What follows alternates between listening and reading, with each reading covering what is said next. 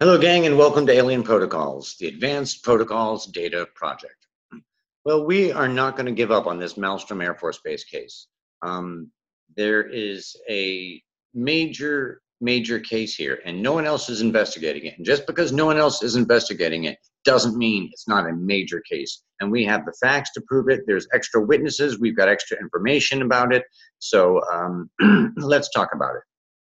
So this case is from January, where a UFO, a large, very large, massive black UFO came in from the south by southeast. There was a major blackout. There were witnesses, and this apparently is a repeat location. There's some information in some Department of Defense documents that states there are several Department of Defense locations, meaning military bases and other military assets and asset locations that have repeat AAV contact, and this is one of them. And this case is a very substantial case, and you're going to see why when you hear exactly how Senator Reid phrased it. So this large craft came in, and here's the phrasing. This is from New York Magazine. Here's the reporter Eric talking to ex-Senate Majority Leader Harry Reid. Now remember, Harry Reid also helped to launch and fund ATIP, and he's the senator from Nevada. So here we go. Eric, the reporter, says, if the press did read those reports, let me put it this way. I saw you tweeted, we don't know the answers, but we have plenty of evidence to support asking the questions.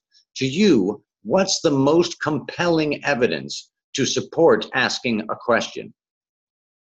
Senate Majority Leader Harry Reid says, read the reports. Read the reports. We have hundreds, Eric. 2-3 weeks ago, maybe a month ago now, up in Montana, we had another strange deal at a missile base up there. It goes on all the time.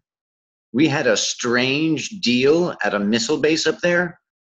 He obviously knows a lot more information than he's releasing, and no one has followed up on this amazing case. This is an amazing case, gang. And that, let's look at the facts. It's a major UFO case, numerous military witnesses. There's radar confirmation of this craft, major physical effects. There was a confirmed blackout, a massive black craft.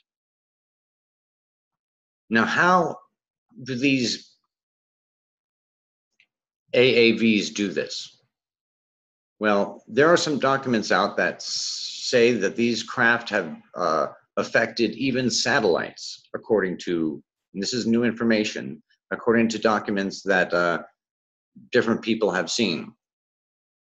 And it's no secret that these craft in the past at Minot, North Dakota, and at Maelstrom, there's well-documented cases, and in Russia, they have been able to affect control rooms buried underneath the surface of the ground, and these control rooms are specially shielded for electromagnetic forces and rays and beams and electromagnetic pulses in case of a nuclear detonation. They're shielded for that very purpose. So somehow these craft are affecting not only the control rooms, but the missiles. You know, there's numerous cases around the world, from Peru to Iran to the Nimitz case, where the craft, the UFO, was able to affect the weapons systems.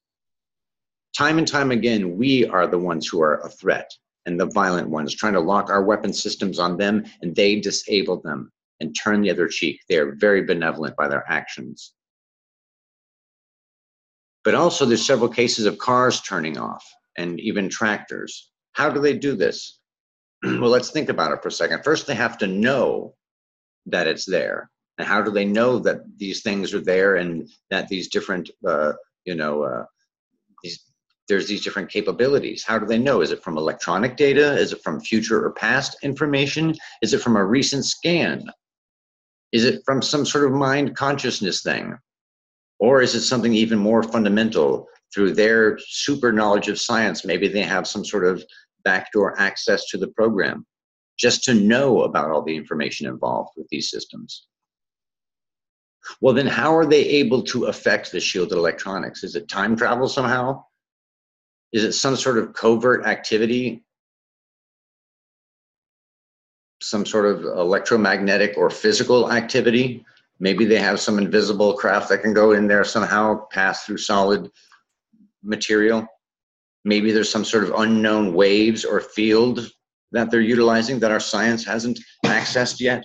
Maybe it's some of this consciousness stuff that people are exploring now, subconsciousness. Or maybe they have some sort of access to the program of life. They can shield themselves from our visible light spectrum. They show up on infrared or an ultraviolet. But this case is a big case, gang. And we don't have all the facts and all the information. Obviously, Harry Reid, by that statement, which is an amazing statement, knows a lot more, and we should find out. The people deserve to know the information here. So if we have to do FOIAs with the base or whatever, but let's find out. Let's make sure this is Malmstrom. Maybe it's another location, another missile base up in Montana. Let's find out the info, gang.